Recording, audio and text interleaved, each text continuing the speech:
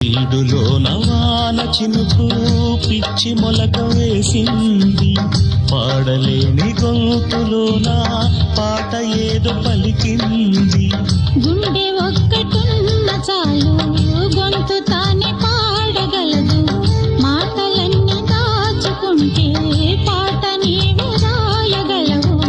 రాత రాని వాడి రాత దేవుడేమి రాశాడో, చేతనైతే మార్చి చూడు వీడు మారిపోతాడు, మనిషి అవుతాడు.